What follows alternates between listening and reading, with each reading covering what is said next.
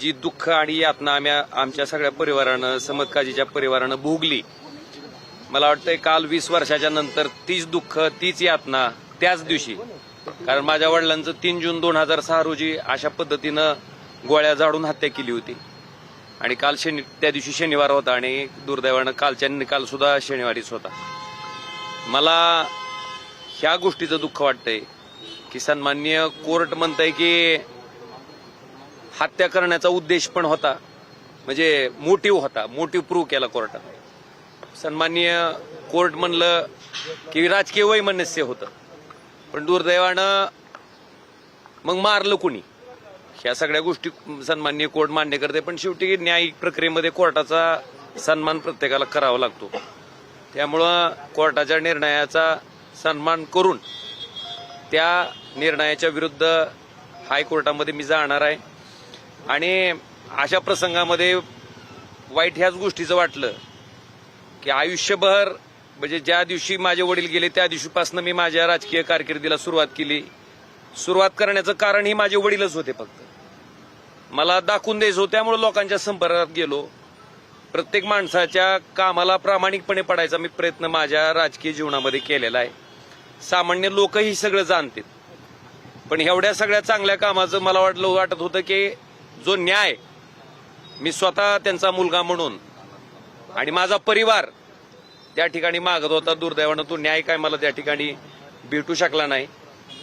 आता हायकोर्टात त्या ठिकाणी सीबीआय जाणार आहे. सीबीआय हायकोर्टात गेल्याच्या नंतर त्या ठिकाणी ज्या कोर्टातल्या सगळ्या गोष्टी तपासातल्या समोर आल्यात खालच्या ट्रायल कोर्टामध्ये, त्याच्या बाबतीत ह्या निर्णयाच्या विरुद्ध त्या ठिकाणी आम्ही दाद मागणार आहेत. अपेक्षा इतकीच आहे की त्या तपासाचा, सीबीआयनं जो तपास केला त्या तपासाचा सगळा अँगल बघून त्या ठिकाणी हायकोर्टानं न्याय द्यावा. फादर्स डेच्या दिवशी तुम्ही तुमचा निर्णय घेताय, तर या सगळ्या योगायोगाकडे कसं पाहता? आज फादर्स डे. एक लक्षात घ्या, माझ्या आयुष्यात, माझ्या राजकारणाची सुरुवात, माझ्या राजकीय जीवनाची सुरुवात करण्यामागचं कारण ही माझ्या वडिलांची हत्या होती, ती राजकीय होती. आणि ह्या जन्मात तरी त्या माणसाचं राजकारण साध्य होऊ द्यायचं नाही. त्यांना दाखवून द्यायचं की एका माणसाला मारल्यामुळं त्या ठिकाणी तुमचा राजकीय विरोधक संपत नसतो, तितक्याच ताकदीनं राजकीय विरोधक तयार होत असतो. ह्या एकमेव भावनेतनं मी त्या ठिकाणी राजकारणात आलोय. आणि हे मी आज सांगतोय असं ना, मी हे वारंवार सांगितलंय. आणि मग त्याच्यासाठी सामान्य माणसाच्या संपर्कात आलो. आज सामान्य माणसानं मला आज इथपर्यंत पोहोचवलंय. त्याच्यामुळं निश्चितपणे त्या माणसाचा मला वाटतं पहिला अधिकार आहे, तर त्यांच्याशी चर्चा करून मला जो काही राजकीय निर्णय ठरवायचा तो ठरवेल.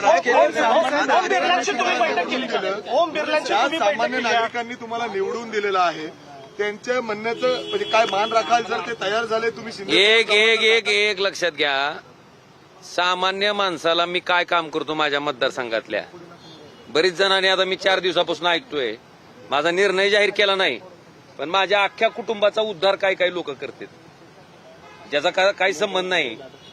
कारण ओमराजे ज्याच्या कामाला पडलाय, ओमराजे ज्याच्यासाठी झटलाय, ज्याला ओमराजे त्याच्या घरातला माणूस वाटतंय, मला वाटतं ती माणूस तर त्याच्या घरातल्या माणसाला, म्हणजे त्याच्या कुटुंबातल्या व्यक्तीचा अशा पद्धतीने उद्धार करेल मला वाटत नाही. पण काही लोकांनी केला, सहन केलं, मी तेही सहन केलं. पण मला एवढंच म्हणायचंय की ह्या राजकीय प्रक्रियेमध्ये माझ्या कुटुंबानं नेमकं तुमचं काय वाटोळं केलंय? माझ्या कुटुंबातल्या कुठल्या व्यक्तीनं तुम्हाला त्रास दिलाय?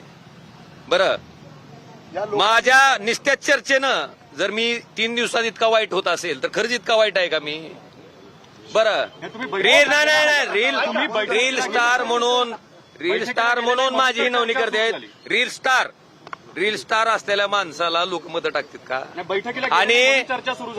आणि एक एवढं सांगतो तुम्हाला साहेब, माझ्या वडिलांच्या केसचा निकाल होता, 16 तारीख ठरली होती, 16 तारखेची 20 तारीख आली.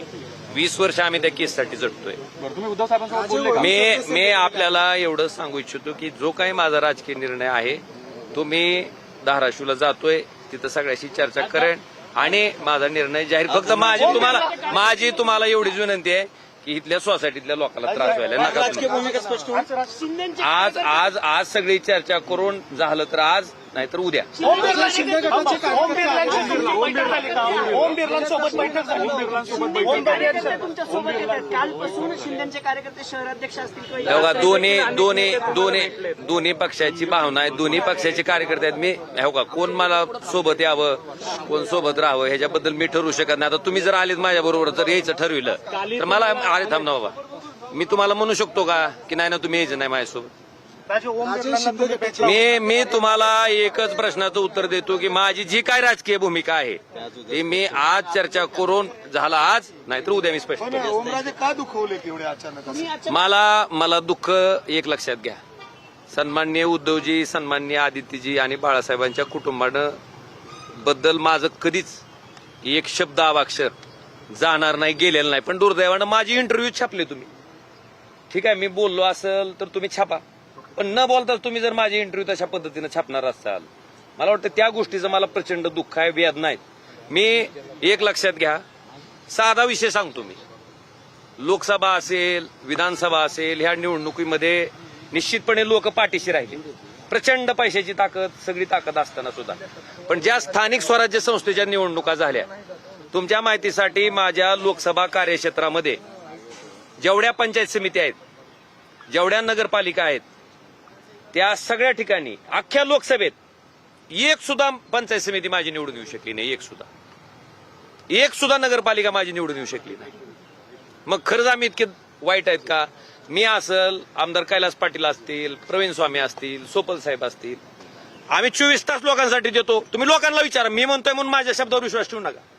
आम्ही लोकांसाठी उपलब्ध आहेत का नाहीत, आम्ही त्यांच्यासाठी काम करतो का नाही. मग अशा परिस्थितीत मशाल ह्या चिन्हावर उभारलेल्या आमच्या लोकांना पराभवाचं तोंड का बघावं लागलं आणि इतकं वाईट.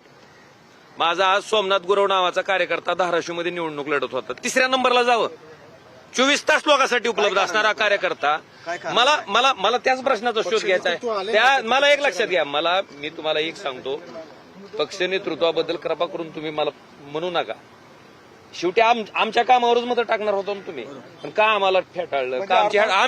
आमची हेटाळणी आमच्या कार्यकर्त्याची हेटाळणी का झाली? आणि एक लक्षात घ्या की प्रश्न आहे माझ्या मनाला, त्या लाखो कार्यकर्त्याला प्रश्न आहे की बाबा आम्ही निष्ठावंत होतो, आम्ही तुमच्यासाठी उभारलो होतो, आम्ही काम बरं असं काही ड्रग डीलर आणून उभा केला नव्हता मी. माझा माणूस गुन्हेगारी पार्श्वभूमी असणारा नव्हता, लोकांसाठी काम करणारा होता, लोकांसाठी झटणारा. आणि ऐका, असं सगळं असताना आमच्या लोकांना पराभवाचं तोंड पाहावं लागलं ही वस्तुस्थिती आहे. आणि म्हणून मला त्याच्याबद्दल काय म्हणायचं